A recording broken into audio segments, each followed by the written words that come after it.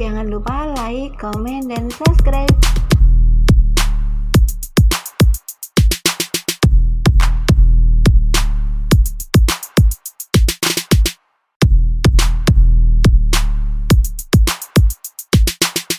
Halo, assalamualaikum warahmatullahi wabarakatuh. Jumpa lagi dengan Sri HM Channel.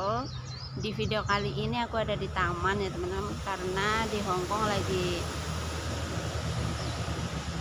musim hujan, jadi mau kemana-mana itu agak males, mau ngevlog juga agak males, kayak gimana gitu kan. Jadi di video kali ini aku mau sharing-sharing aja ya, mau curhat-curhat aja perjalanan aku, kenapa bisa sampai ke Hongkong ya, bisa sampai kerja di Hongkong dan bertahun-tahun ya, bukan cuma 1 tahun atau 2 tahun, tapi hampir mau 9 tahun ya teman-teman. Jadi 9 tahun itu ya hampir 5 kontrak ya. Kalau 8 tahun itu kan 4 kontrak, karena kalau di Hongkong itu kan 1 kontrak itu 2 tahun. Jadi kalau 9 tahun itu berarti hampir mau 5 kontrak ya teman-teman. Jadi apa ya, dibilang seneng ya seneng, dibilang enggak ya enggak ya. Jadi kenapa bisa betah banget di Hongkong juga itu karena kebutuhan ya teman-teman, karena tanggung jawab, karena di belakang aku tuh ada anak-anak aku, ada orang tua aku yang menuntut aku untuk tegar, untuk menghadapinya, untuk menjadi orang yang kuat, untuk bisa berusaha, untuk bisa bekerja. Jadi ya modalnya aku ya sehat selalu, semangat, ya pokoknya sehat lah ya. Itu adalah modal utama aku bisa sampai 9 tahun. Ditanya kenapa apa nggak pingin pulang ke Indonesia kayak gitu, sebenarnya pingin banget. Apa nggak kangen dengan keluarga? Kangen banget. Apa nggak kangen dengan anak-anak? Sumpah demi Allah aku merasa kangen.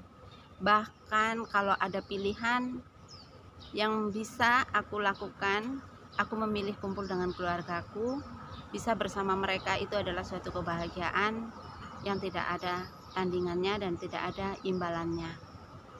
Tapi mau bagaimana lagi ya, karena beban hidup, kebutuhan keluargaku, semuanya adalah tanggung jawabku. Jadi awal mula kenapa saya bisa sampai kerja di Hongkong itu karena, jadi aku mau cerita awal mula aku nekat untuk pergi ke luar negeri ya teman-teman. Dulu sebenarnya aku punya pikiran takut, rasa takut juga, bagaimana nanti aku di luar negeri, aku nggak tahu bahasa, dan pokoknya rasa takut itu ada. Tapi karena memang aku terlilit hutang yang harus segera dibayar, harus segera dilunasi, mau nggak mau aku memutuskan untuk kerja ke luar negeri ya. Dulu kalau aku tuh nggak punya tujuan. Jadi maksudnya aku tuh nggak punya tujuan negara mana, mau kemana itu nggak ada. Yang jelas dalam pikiran aku tuh, aku cuma berpikir bagaimana aku bisa mendapatkan uang secara halal, bisa untuk bayar hutang, tapi dengan bayaran yang lumayan. Karena kalau kerja di Jakarta sebagai ART atau pembantu rumah tangga itu kan gaji paling gede gitu ya, pertama masuk itu kan pasti 1 juta lebih, dan aku pikir itu memang gak bakalan aku bisa ngelunasin utang dalam waktu yang cepat kayak gitu kan. Makanya aku minta izin ke keluarga untuk ke luar negeri lah ya, intinya kayak gitu. Singkat cerita akhirnya aku masuklah ke luar negeri. Sebenarnya dulu aku tuh apa ya, niatnya cuma 4 tahun ya teman-teman. Aku niat 4 tahun aku bisa lunasi utang, terus bisa bikin rumah lah ya, kecil-kecilan, sebenarnya seperti itu dulu ya. Tapi prediksi itu berbeda ya. Jadi belum sampai 4 tahun, jadi sekitar jalan 3 tahun itu suami saya kecelakaan. Apa ya, sebenarnya sesuatu yang memang nggak kita inginkan gitu. Kita nggak inginkan sesuatu terjadi dengan keluarga kita gitu kan.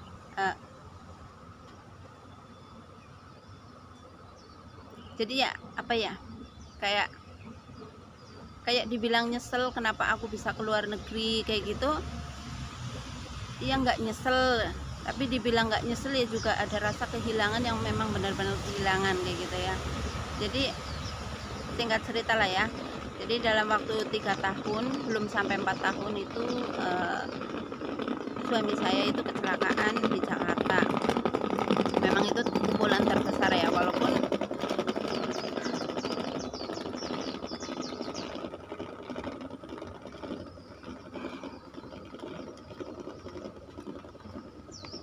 ada sesuatu hal yang memang tidak perlu orang lain tahu, cukup aku yang tahu ataupun cukup seseorang itu yang tahu ya. Tapi yang jelas aku memang keras kepala ya, aku egois, aku kayak maunya menang sendiri kayak gitu. Jadi aku tuh dalam waktu aku tuh selalu kayak aku harus 4 tahun kayak gitu. Jadi sebelum 4 tahun suami saya kecelakaan, dia kerja di Jakarta, dia bawa motor dan dia kecelakaan. Allah berkehendak lain.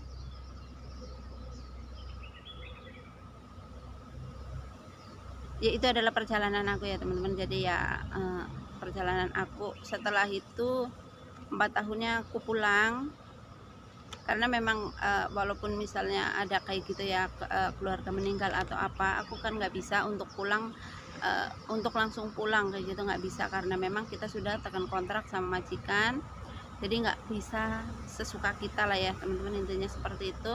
Akhirnya saya 4 tahun pulang, dan begitu pulang keadaan itu memang benar-benar berbeda lah ya. Jadi tanggung jawab semuanya ya udah ketemu aku, dan mau nggak mau ya aku harus tetap bekerja. Jadi setelah itu 4 tahun aku balik Indonesia, cuti beberapa hari, terus aku balik lagi ke Hong Kong, dan sampai sekarang udah mau 5 tahun ya teman-teman. Jadi perjalanannya memang sangat rumit, sangat kayak apa ya, kayak yang nggak ngerti lah pokoknya. Apa yang aku rasakan itu yang aku tahu lah ya. Orang lain boleh menilai, tapi ya kayak gitulah ya. Intinya itu adalah perjalanan aku sampai akhirnya aku benar-benar berpikir aku harus benar, aku harus jadi orang yang benar juga untuk contoh kedua anak aku. Dan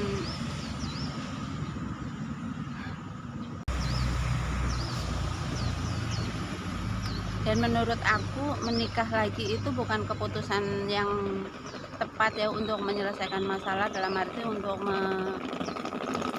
melanjutkan hidup ini ya. Tapi single parent bukan berarti menikah itu adalah keputusan yang tepat apabila memang tidak bertemu dengan orang yang tepat ya.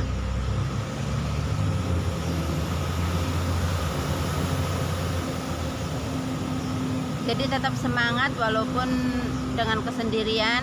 Yang penting masih bisa bekerja, masih bisa mencukupi kebutuhan anak dan kebutuhan kedua orang tua ya teman-teman. Kalau yang penting kita masih sehat lah ya, masih bisa bekerja, gunakan kesempatan dengan sebaik mungkin.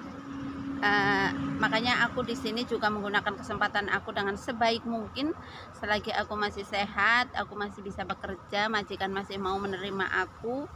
Jadi aku walaupun bertahun-tahun aku nggak balik Indonesia, yang penting keluarga aku sehat, anak-anakku sehat, itu sudah suatu kebahagiaan tersendiri. Dan alhamdulillah banget. Soal menikah mungkin itu nomor kesekian ya untuk saat-saat ini. Dan kalau ada yang bilang buat apa sih uangnya udah bertahun-tahun nggak pulang Indo atau nggak ada di Indonesia saja, semuanya adalah sawang sinawang ya. Jadi orang memandang ya mungkin bertahun-tahun itu uangnya udah banyak banget atau segala macam. Tapi ya kembali lagi, semakin kita besar penghasilan, pasti kebutuhan juga lebih besar ya teman-teman. Tergantung bagaimana kita mengatur keuangan kita. Dan ya intinya kayak gitulah ya, intinya disyukurin semuanya. Dan pada akhirnya sampai 2023, dari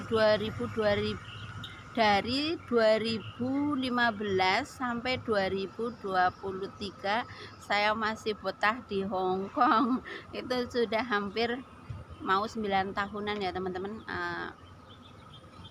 Iyalah 9 tahun apa 8 tahun, pokoknya kalau 8 tahun ya 9 tahun lah ya. Iya 8 lah, 8 tahun aku ada di Hong Kong, artinya ya cukup lumayan juga ya, lama banget.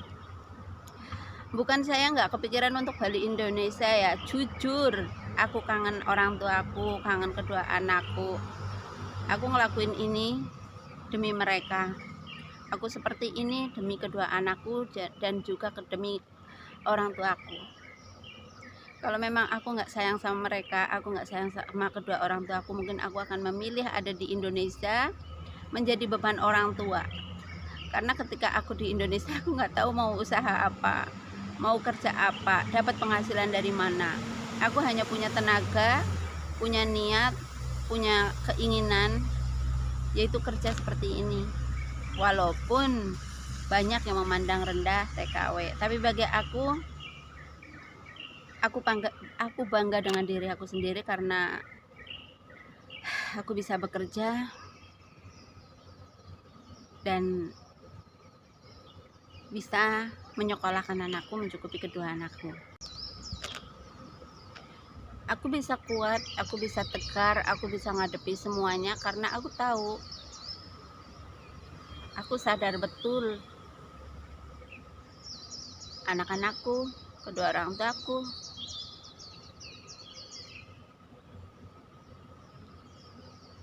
itu adalah tanggung jawabku.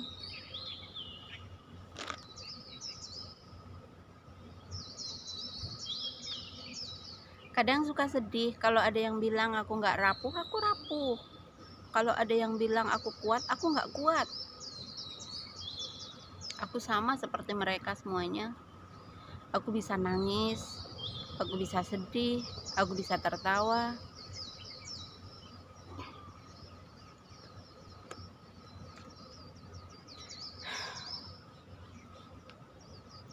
Kadang aku juga bingung, aku pengen cerita, tapi kalau aku cerita pada keluarga itu nggak mungkin.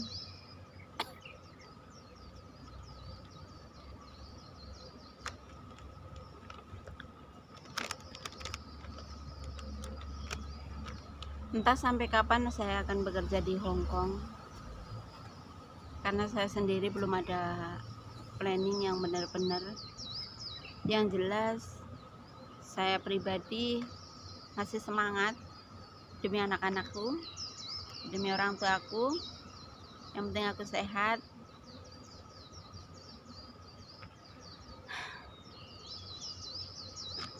Jadi perjalanan aku selama aku ada di Hong Kong juga ya seperti biasalah. Aku tuh memilih satu majikan karena aku nggak mau ganti-ganti lah ya. Yang jelas aku di sini ya pengen kerja yang bener, bisa dapat hasil dari kerjaan aku sendiri. Kenapa aku bisa betah ya, karena memang keadaan ya, karena keadaan menuntut aku untuk bekerja, karena aku sendiri belum ada planning untuk di Indonesia untuk kerja apa, bagaimana saya belum ada. Jadi aku masih menjalani kehidupan aku, menjalani takdir aku untuk seperti sekarang ini. Jadi kalau ada yang nanya, mungkin teman-teman penasaran ya, udah di Hong Kong sampai bertahun-tahun punya pacar nggak sih? Pasti ada yang penasaran seperti itu ya. Jadi ada lah ya punya teman kayak gitu, terus kenalnya kita juga di aplikasi kayak gitu. Itu udah biasa lah ya, udah biasa kenal di aplikasi, suka sama suka itu ntar bertahan sampai berapa tahun atau berapa bulan ya, akhirnya putus, itu udah biasa. Tapi kalau untuk yang ketemu dengan laki-laki terus pacaran secara langsung itu memang nggak ada ya teman, di sini nggak ada, dan ya nggak ada lah, intinya seperti itu. Kalau awal-awal di sini sih memang ngerasa nggak betah, pingin balik ke Indonesia, pingin kumpul keluarga, itu memang seperti itu. Tapi ketika kita sudah nekat ya, sudah punya pikiran nekat, ngapa pulang pun bingung mau kerja apa, nggak ada yang bisa ngegaji kita dengan gaji seperti di Hong Kong kayak gitu. Kalau kita sudah sadar dengan keadaan itu, insya Allah semuanya akan baik-baik saja dan akan betah ya teman-teman. Jadi kalau lika-liku ya, ketika aku ada di Hong Kong itu banyak banget kehilangan keluarga ya. Jadi keluarga meninggal, aku nggak bisa ada di antara beliau-beliau, aku nggak bisa nemenin kayak gitu. Itu udah ya mau bagaimana lagi kayak gitu kan. Ini udah resiko yang harus diambil ketika aku mengambil keputusan, karena ya kita kehilangan seseorang itu tetap sedih, tetap punya rasa sedih, punya, namanya manusia ya, namanya manusia pasti punya rasa lah ya. Jadi bukan berarti ketika kita kehilangan seseorang, keluarga meninggal atau siapa kayak gitu, kita nggak sedih, itu nggak mungkin, itu munafik. Jadi orang pasti akan merasa sedih, cuman bagaimana kita menerapkan rasa itu, apa kita akan terlarut dalam kesedihan atau kita bisa membawa diri kita ya, karena kita di sini bukan di rumah sendiri, kita ikut orang. Jadi kita harus bisa menjaga, kita juga harus bisa menyesuaikan diri dengan lingkungan kita, karena kita bukan di rumah kita sendiri ya. Jadi kesedihan terbesar ya ketika kita kehilangan orang yang kita sayangi tanpa kita bisa ada di tengah-tengah mereka. Apalagi kalau misalnya kayak aku kayak gitu ya, dengar anak sakit, anak masuk rumah sakit kayak gitu, udah pikiran aku ya udah yang kayak aduh gimana, aku pengen pulang nggak bisa pulang. Jadi ya semuanya aku pasrahin aja lah ya, intinya seperti itu. Karena sekali lagi itu kan udah keputusan aku mau kerja di sini, berarti aku harus menerima resiko apapun ya teman-teman. Yang jelas ya tetap hati tetap lah ya untuk keluarga itu utama. Mau kemanapun juga yang dituju itu pasti keluarga. Jadi ya seperti itulah ya kisah aku, kenapa aku bisa sampai kerja ke luar negeri. Terus apa yang aku rasakan selama di luar negeri kayak gitu ya, sakit batin apa juga banyak banget ya, banyak banget yang dirasakan. Jadi buat teman-teman semua yang nggak pernah menjadi TKW itu bersyukur sekali ya, kalian selalu kumpul dengan keluarga. Pokoknya semangat lah ya. Dan buat TKW yang ada di manapun kalian berada, tetap semangat. Ingat ya, di rumah itu ada keluarga kita yang menanti kita, dan pokoknya menantikan kembalinya kita ke Indonesia. Jadi semangat selalu kayo. Apapun kisah kalian seperti kisahku, yang tahu itu adalah kalian. Pintar-pintarlah membawa diri, jangan sampai hanyut dengan dunia fantasi. Jadi pokoknya kayak gitulah ya. Jadi next video mungkin ada yang mau bertanya apa aja, ntar aku balas ya, aku jawab dengan jawabanku secara langsung. Jadi mungkin teman-teman kan penasaran kayak gitu ya. Kalau teman-teman ingin tahu selama 9 tahun apa saja yang sudah aku dapat selama di Hong Kong, next video saya akan bikin, saya akan tunjukin apa hasil selama 9 tahun saya bekerja di Hong Kong ya teman-teman.